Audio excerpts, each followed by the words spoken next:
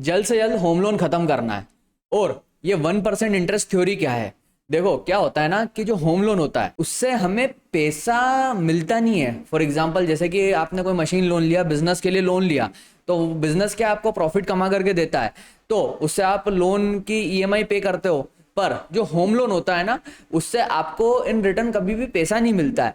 तो लोग ये चाहते हैं कि इस होम लोन को हमको जल्द से जल्द खत्म करना है। तो अगर आप भी होम लोन को जल्द से जल्द खत्म करना चाह रहे हो, या फिर इस वीडियो में हम जानेंगे कि अगर आप नया होम लोन ले रहे हो तो ये 1% इंटरेस्ट थ्योरी क्या है।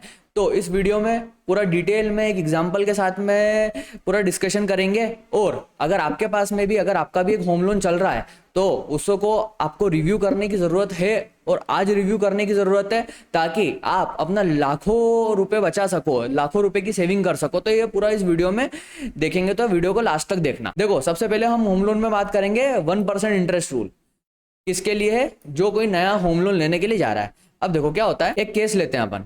सबसे पहले अगर होम लोन आपका फॉर एग्जांपल एक 50 लाख रुपए का होम लोन है, जो कि आपको 10% इंटरेस्ट पे मिल रहा है। बेसिकली क्या होता है ना कि कोई भी किसी को भी होम लोन चाहिए होता है ना, तो जिस बैंक में उसका बैंक अकाउंट होता है वो वहाँ पे जाके पूछता है, या एक दो जगह और पूछ लेता है, और उसको जो एक इंटरेस्ट रेट मिलता है, लाइक जैसे यहाँ पे इस कंडीशन में इनको 10% इंटरेस्ट रेट मिला, और वो उस इंटरेस्ट रेट पे होम लोन अवेल कर लेते हैं।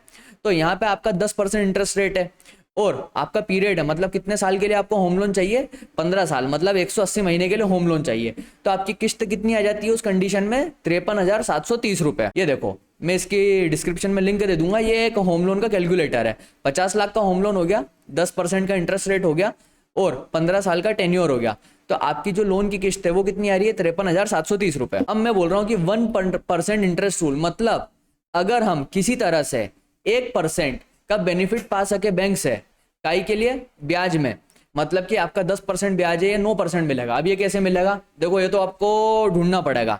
जैसे कि हम बार्गेनिंग करते हैं, शॉपिंग करते हैं, तो जो सबसे सस्ता अफोर्डेबल रेट पे चीज़ें मिलती है वो लेकर के आते हैं ना, तो ये आपको ढूंढना पड़ेगा। दूसरा, ये कैसे हमको सस्ता मिल सकता है, अगर आप अपने आईटीआर वगैरह टाइम पे फाइल कर रहे हैं, अगर आज तक नहीं कर रहे हो तो आईटीआर फाइल करना चालू करो।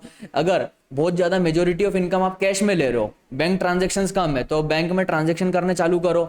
अगर जो भी कोलेटरल सिक्योरिटी है, प्रॉपर्टी वगैरह, उसके पेपर वगैरह कंप्लीट रखोगे, तो आपको ज़रूर एक अच्छे इंटरेस्ट रेट पे लोन मिलेगा। पर यहाँ पे मेरा मोटिव ये है कि 1% इंटरेस्ट रूल के बारे में बताना, कि अगर 1% भी हम अगर बचा पाएँ होम लोन के ऊपर, तो हमें कितना बड़ा बेनिफिट मिलेगा। तो देखो अब यहाँ पे मैं क्या करता हूँ कि 10% से हमने इंटरेस्ट रेट जो है वो कोई ऐसी जगह चूज करी जहाँ पे कि 9% इंटरेस्ट पे हमको होम लोन मिल रहा है।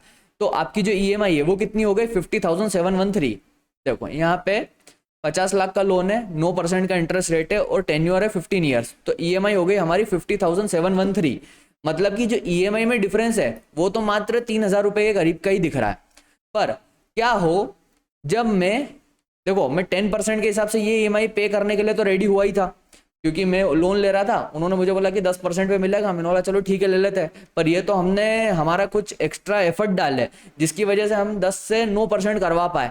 तो अब हम क्या करेंगे कि हम ईएमआई तो 53,730 रुपये पे करेंगे, और इंटरेस्ट रेट रहेगा 9%। तो अब इस कंडीशन में क्या होता है, ये देखो 50 लाख का लोन है, मैंने 53,000 रुपये, 53,000 के करीब की ईएमआई पे करी, 53,713 रुपये, ठीक है। और जो इंटरेस्ट रेट रहा वो 9% रहा।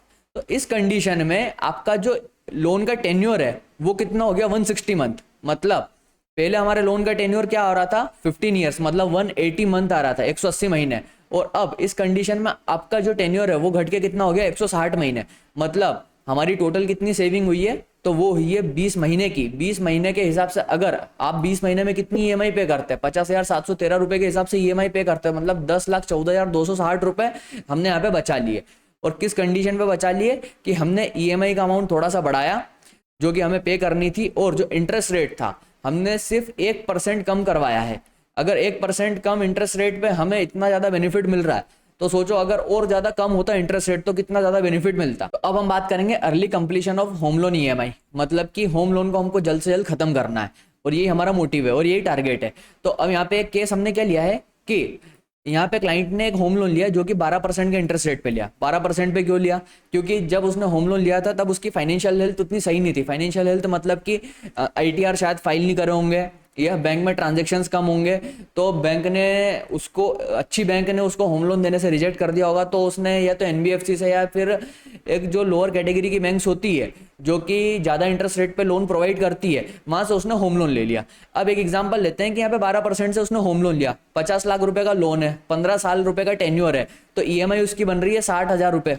ठीक है, देखो 50 लाख का लोन है, 12 साल का 12% इंटरेस्ट रेट और 15 साल का टेन्योर है, तो ये 60,008 रुपए की ईएमआई बन रही है इसकी। अब क्या होता है कि 4 साल के बाद में उसकी फाइनेंशियल हेल्थ सही होती है, 4 साल तक उसकी सैलरी भी इंक्रीज होती है और उसकी दूसरी फाइनेंशियल हेल्थ भी सही होती है। इसके अलावा आईटीआर भी वो प्रॉपर टाइम पे फाइल कर रहा है, बैंक में ट्रांजेक्शन्स अच्छे हो रहे हैं, प्रॉपर्टी से रिलेटेड अगर कुछ पेपर्स थे वो सब कंप्लीट कर लेता है वो। तो यहाँ पे क्या होता है कि जब ये लोन ये पे कर रहा था तो 4 साल तक इसने पे किया, तो इसका आउटस्टैंडिंग बैलेंस निकलता 43,87,259 यहाँ पे निकलेगा, 43,87,259। अब यहाँ पे क्या होता है कि वो लोन को ट्रांसफर करवा लेता है और किसी अच्छी बैंक में ट्रांसफर करवाता है जहाँ पे कि उसे इंटरेस्ट रेट ऑफर होता है 8%। अब यहाँ से क्या होगा, देखो अब यहाँ से कितनी ज़्यादा सेविंग होगी यहाँ पे क्लाइंट की वो समझना। अब 4 साल के बाद में अगर 8% के हिसाब से मैं लोन निकालूं, ये देखो 43,87,259, 8% का इंटरेस्ट रेट है और लोन टेन्योर यहाँ पे 11 साल हो जाएगा। पहले 15 साल था, 4 साल तक उसने लोन को रीपे करा, तो अब 11 साल, तो 11 साल के बाद में ईएमआई कितनी आ गई इसकी, तो 50,000 रुपए आ गई। तो अगर मैं ईएमआई की मैं सेविंग की बात करूं कि हर महीने कितना सेव करेगा, तो 9,925, मतलब कुछ 10,000 रुपए करीब उसके हर महीने सेविंग होगी। क्या हम लोन को जल्दी से जल्दी खत्म कर सकते हैं? तो देखो उसका भी ऑप्शन है। अब उसका क्या ऑप्शन है कि जब भी उसने लोन को ट्रांसफर करवाया ना, उसकी फाइनेंशियल हेल्थ सही थी, 60,000 रुपए का ईएमआई तो वो पे कर ही रहा था, ठीक है। पर अब यहाँ पे क्या होता है कि वो, मैं ये बोल रहा हूँ कि यहाँ पे 50,000 की ईएमआई की वजह जो वो पुरानी ईएमआई पे कर रहा था वही पे कर रहा है, कितने 8% इंटरेस्ट रेट के हिसाब से।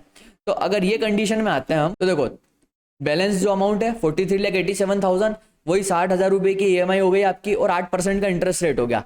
तो आपका जो टेन्योर है, जो बचा हुआ लोन का पीरियड है, वो कितना रह जाएगा, वो 100 मंथ रह जाएगा। मतलब पहले जो टेन्योर था वो था 11 साल, मतलब 132 मंथ। अब जो न्यू टेन्योर है वो कितना हो गया, 100 मंथ। मतलब हमने कितना टेन्योर सेव कर लिया, 32 महीने सेव कर लिया। 32 महीने मतलब कितने हो रहे हैं, 2.25 साल के करीब हमने सेव कर लिया। मतलब हम 2.25 साल पहले ही इस लोन से फ्री हो जाएंगे। और अब अगर सेविंग की बात करें तो 32 महीने इंटू जो वो पुरानी ईएमआई पे करता 50,000 के करीब की, मतलब कि 16 लाख रुपए की सेविंग यहाँ पे भी कर ली उसने। इसके अलावा जो करंट होम लोन जो इंटरेस्ट रेट है, देखो इंटरेस्ट रेट कहाँ से स्टार्ट हो रहे हैं, अभी की बात कर रहा हूँ मैं 2026 की, 7.10 से स्टार्ट हो रहे हैं। लाइक एक्सिस बैंक आप देख लो, बजाज हाउसिंग फाइनेंस बैंक के देख लो, बैंक ऑफ इंडिया के देख लो, तो यहाँ पे 7%, 7.15% यहाँ से इंटरेस्ट रेट होम लोन के स्टार्ट है। तो यहाँ पे अगर आपका home loan drastically high rate पे चल रहा है, 12%, 13%, 14%, अभी एक क्लाइंट आए थे उनका होम लोन 14% पे चल रहा था, जिसको कि हमने उसको 8% पे कन्वर्ट करके दिया था।